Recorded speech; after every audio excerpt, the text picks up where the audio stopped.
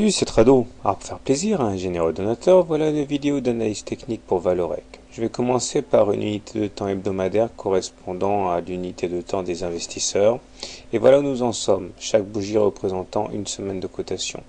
Nous voyons que les cours ont particulièrement souffert entre le 25 juillet et le 3 octobre, puisqu'on est passé de 87 euros à 38 euros. Ça a été très violent. Et après une chute aussi conséquente, il est normal qu'on ait consolidé la baisse, c'est-à-dire qu'on a retracé, comme vous pouvez le voir ici, pile poil 38,2% de la baisse. Et c'est à partir de ces niveaux qu'on est reparti à l'assaut des plus bas, accompagnant en cela un petit peu la mauvaise humeur du CAC tout en l'amplifiant. Et maintenant, nous sommes capés à la fois par une moyenne mobile à 20 semaines qui est décroissante, gage de la tendance baissière, mais également par la moyenne mobile à 7 semaines qui est baissière, et par cette oblique noire ici qui risque de donner du fil à retordre aux indicateurs et aux cours.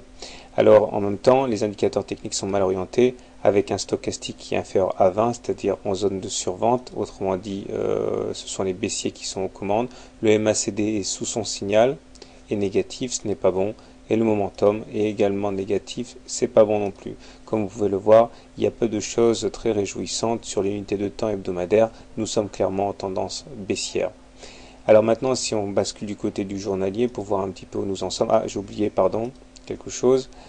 En hebdomadaire, nous avons également quelque chose qui n'est pas très ragoûtant en termes de terminologie de chandelier japonais. On a eu droit la semaine dernière à une figure en couverture de nuages noirs, c'est-à-dire, comme je l'ai dit dans mon webinaire, la bougie rouge là qui a commencé plus haut que le corps de la bougie précédente tout en terminant plus bas que la moitié de la bougie précédente. C'est une couverture en nuages noirs et c'est annonciateur d'une baisse. Donc maintenant en journalier, voilà où nous en sommes. La configuration est assez similaire. Nous sommes en tendance baissière puisque nous sommes en dessous d'une moyenne mobile à 20 séances qui est baissière.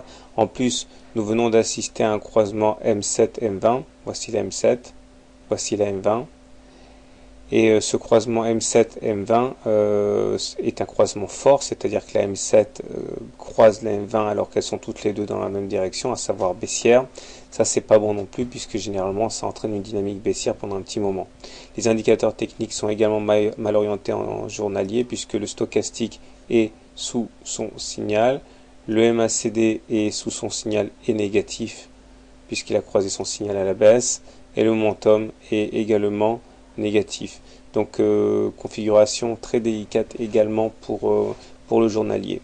L'espoir, s'il fallait le chercher, serait du côté d'un potentiel bottom, un double bottom ici, c'est-à-dire un W.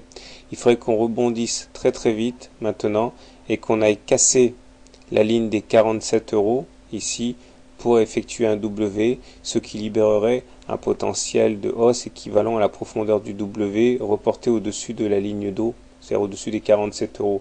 Donc tout en faisant pas mal d'analyse technique fiction, si on arrivait à dépasser les 47 euros, eh bien l'objectif serait ensuite d'aller chercher le montant, le niveau des 53 euros. Mais reste le plus dur à faire, à savoir dépasser les 47 euros. Mais c'est la seule chose positive à se mettre sous la dent pour l'instant. Voilà, donc malheureusement pour la valeur, tendance baissière en moyen terme, tendance baissière à court terme, ça va être difficile. Voilà.